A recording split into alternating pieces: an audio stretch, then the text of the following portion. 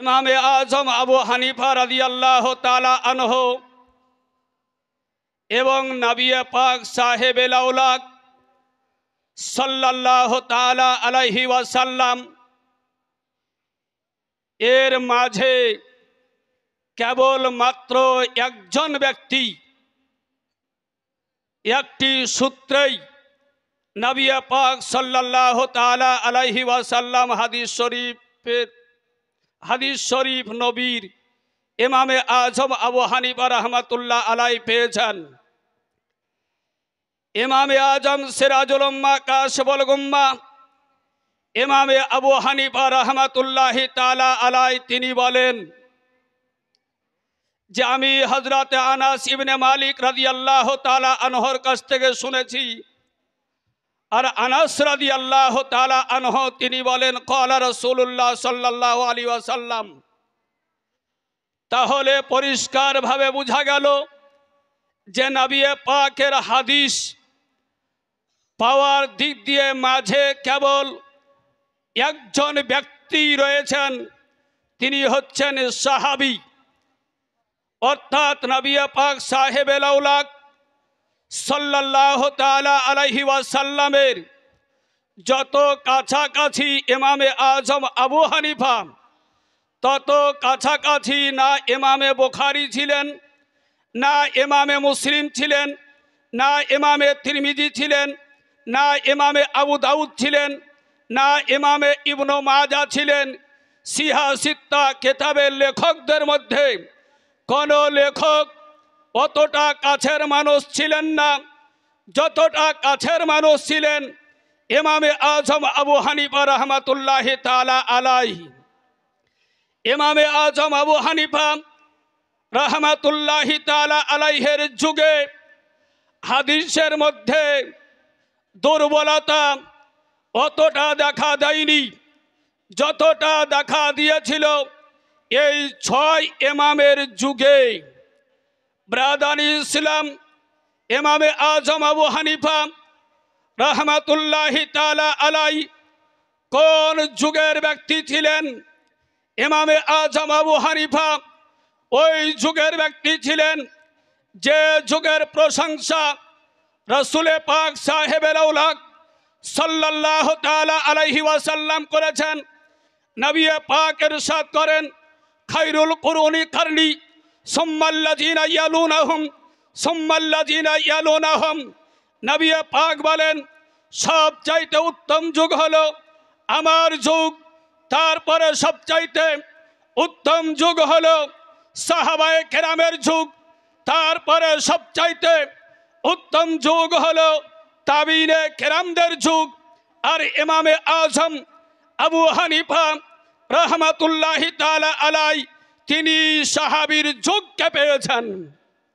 তাহলে বোঝা গেল খায়রুল কুরুন যে 3 যুগকে বলা হয়েছে এই যুগের মধ্যে দ্বিতীয় যুগেই ইমামে আজম আবু হানিফা রাহমাতুল্লাহ আলাইহি হাদিস সংগ্রহ করেছিলেন, যার কারণে ইমামে আজম আবু হানিফা রাহমাতুল্লাহ আলাইহি জগৎবাসীর নিকটে চ্যালেঞ্জ করে তিনি এই কথা ঘোষণা করেছিলেন এজা সাহাল হাদিস ফাহুয়া মাযহাবি, যেটা সহি হাদিস ওটাই হলো আমার মাযহাব। তাহলে বোঝা গেল ইমামে আজম যখন কোনো একটা বিষয়কে নিজের মাযহাব বলে ঘোষণা করেছেন তাহলে পরিষ্কারভাবে আমরা বলতে পারি এ বিষয়ে ইমামে আজমের কাছে নিশ্চয় সহি হাদিস ছিল, তাই তার উপর ভিত্তি করে ইমামে আজম মসলা আমাদের কাছে পৌঁছে দিয়েছেন। ব্রাদানি ইসলাম ওই ইমামে আজম আবু হানিফা রাহমাতুল্লাহি তাআলা আলাইহি যে মাসলাক যে মাযহাব আমাদেরকে দিয়েছেন, অনেক ব্যক্তি এখন দুনিয়াতে তৈরি হয়েছে যারা ইমামে আজম আবু হানিফার সঞ্চয়কৃত মসলা যে মাযহাব আমাদেরকে ইমামে আজম দিয়েছেন ওই মাযহাবের ওপরে আঙ্গুল তুলতে আরম্ভ করেছে, আপত্তি করতে আরম্ভ করেছে যে হানাফি মাযহাবে নাভির নিচে হাত বাঁধার কথা বলা হয়েছে, কিন্তু এর সপক্ষে কোনো সহি হাদিস নাই। বারবার হাত তুলতে হবে, একবার হাত তোলার হাদিস কোনো জায়গাতে নাই, সহি হাদিস নাই। এই রকম হানাফি মাযহাবের অনেক মসলার ওপরে তারা আপত্তি তুলতে আরম্ভ করে দিয়েছে। কিন্তু সঠিক কথা হলো এই যে ইমামে আজম আবু হানিফার এমন কোন হানাফি মাযহাবের এমন কোন মসলা এমন নাই যে মাযহাবের মসলার সপক্ষে কোরআন এবং হাদিস থেকে কোনো সূত্র নাই, কোনো হাদিস নাই, নির্ভরযোগ্য কোনো নবীর উক্তি, নির্ভরযোগ্য কোনো উক্তি সাহাবীর নাই। এই রকম কোন মসলা দুনিয়াতে পাওয়া যাবে না ইমামে আজমের মসলা। কেন? যে ইমামে আজম আবু হানিফা রহমাতুল্লাহ আলাই তিনি যে মসলা দিয়েছেন, ও মসলা নিয়ে সমাধান দেওয়ার আগে ও মসলার সম্পর্কে এক একটা মসলার উপরে একদিন দুই দিন নয়, 3 মাস 4 মাস বছরের পর বছর ওই মসলা নিয়ে গবেষণা করেছেন। কেবল একজন নয়, গবেষণা করার জন্য ইমামে আজম আবু হানিফা রহমাতুল্লাহ আলাই নিজ যুগে নিজ জায়গাতে একজন নয়, 2 জন নয়, 40 জন মুজতাহিদকে রেখেছিলেন। ওই 40 জন মুজতাহিদকে বলে রেখেছিলেন, আমি যে মসলাটা দিচ্ছি এ মসলা যদি কোরআন ও হাদিসের বিপরীত হয় তাহলে এ মসলাকে তোমরা ছুড়ে দিবে। কোরআন ও হাদিসের যেটা কথা ওটাই হলো আমার মাযহাব। ওই যুগেই ইমামে আজমের প্রত্যেকটি মসলার উপরে গবেষণা চলেছে।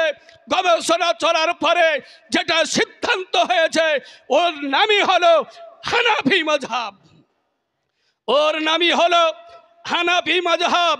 কিন্তু এই যুগে আপনার কিছু ব্যক্তি বাংলা বুখারী পড়ে, বাংলা তিরমিজি পড়ে, হাদিসের বাংলা তর্জমা পড়ে ইমামে আজম আবু হানিফার মাযহাবের উপরে হামলা করার জন্য উঠে পড়ে লেগেছে। তারা চেষ্টায় আছে হানাফি মাযহাবকে কিভাবে দুনিয়া থেকে দূর করে দেওয়া যায়, হানাফি মাযহাবকে কিভাবে দুনিয়া থেকে মিটিয়ে দেওয়া যায়। কিন্তু ব্রাদারি ইসলাম 1300 বছর থেকে ও মাযহাবের উপরে দুনিয়ার বহু অংশ মুসলমান ওই মাযহাবের উপরে আমল করে আসছেন। কিয়ামত পর্যন্ত ওর উপরে আমল করতে থাকবেন। এমনকি দুররে মুখতারে আপনার বলা হয়েছে কিয়ামতের আগে ইমামে মেহেদী রাদিয়াল্লাহু তাআলা আনহু দুনিয়ায় আসবেন। ইমামে মেহেদী তিনি স্বতন্ত্র একজন মুজতাহিদ হবেন। তিনিও কোরআন হাদিসকে সামনে রেখে মসলা ইস্তেমবাদ করবেন, মসলা বের করবেন। তো ইমামে মেহেদী যে মসলা বের করবেন ওই মসলাটা ইমামে আজমের মাসলাকের সঙ্গে মাযহাবের সঙ্গে মিল খেয়ে যাবে। ব্রাদানি ইসলাম ওই ইমামে আজম আবু হানিফা রহমাতুল্লাহ আলাই আজকের দিনেই অর্থাৎ শাবানুল মুআজ্জাম মাসের 2 তারিখে ইন্তেকাল করেছেন। কত বছর আগে? প্রায় 1295 বছর আগে তিনি ইন্তেকাল করেছেন। কিন্তু এতদিন আগে ইন্তেকাল হলো, উনাকে কেউ ভুলে যায়নি, উনাকে কেউ উড়িয়ে দেয়নি। কিয়ামত পর্যন্ত এই আকাশের নিচে জমিনের ওপরে যতদিন মানুষ বসবাস করবে ততদিন পর্যন্ত ইমামে আজমের নাম চমকাতে থাকবে। ব্রাদানি ইসলাম ওই শাবানুল মুআজ্জাম মাসের 15 তারিখে আমরা রোজা রেখে থাকি, যে রোজাকে আমরা বলি শবে বরাতের রোজা। শবে বরাতের রোজা সম্পর্কে হাদিস অনেক ব্যক্তি আছে যারা খুঁজে পাই না। যেমন আপনার আব্দুর রাজ্জাক ইবনে ইউসুফ সে বলেছে যে শবে বরাতের রোজা রাখা চলবে না, শাবান মাসের 15 তারিখে রোজা রাখা চলবে না, এই রকম কথা সে বলেছে বক্তব্যের মাধ্যমে। ব্রাদানি ইসলাম, শাবান মাসের 15 তারিখের রোজা সম্পর্কে হাদিসের মধ্যে আছে, বুখারীতেও আছে, মুসলিম শরীফেও ওই রোজা সম্পর্কে আপনার রয়েছে বিশ্ব নবী মহানবী আকা মাওলা নবী মুহাম্মদুর রাসূলুল্লাহ সাল্লাল্লাহু তাআলা আলাইহি ওয়াসাল্লাম তিনি ইরশাদ করেছেন।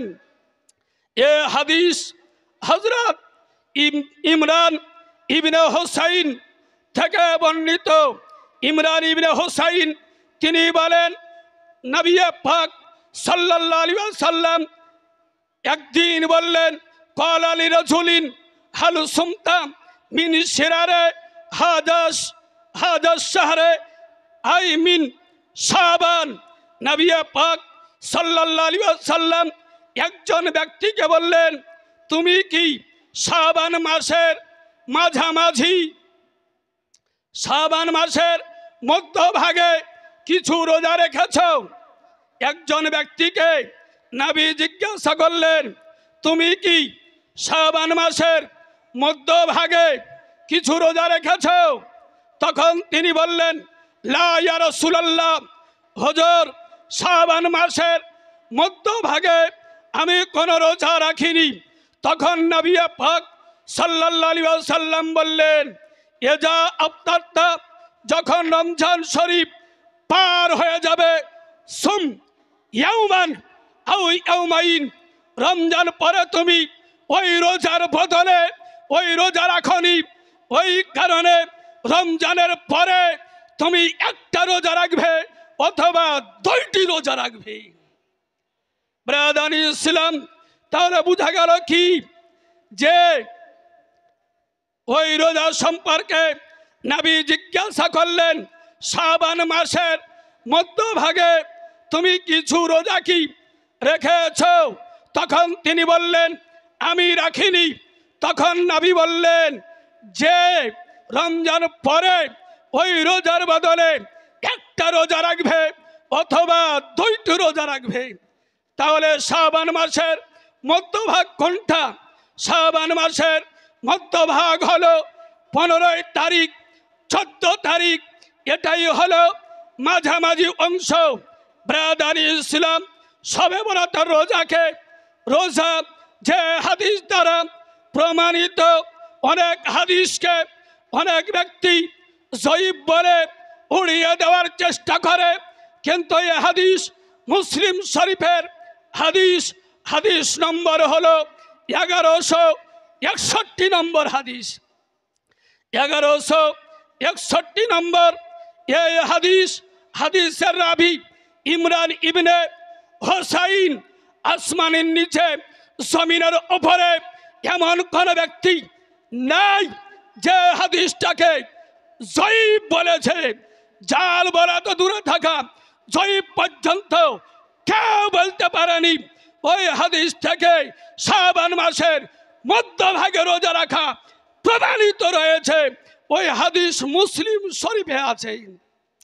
ব্রাদানি ইসলাম, অতএব শবে বরাত আমরা পালন করি শাবান মাসের 15 তারিখে। অতএব শবে বরাতের রোজা রাখা শরীয়তে প্রমাণিত, নবী পাক সাল্লাল্লাহু তাআলা আলাইহি ওয়াসাল্লামের হাদিস দ্বারা প্রমাণিত রয়েছে। আমরা যেন এর উপরে আমল করতে পারি। আসসালামু আলাইকুম ওয়া রাহমাতুল্লাহি ওয়া বারাকাতুহু।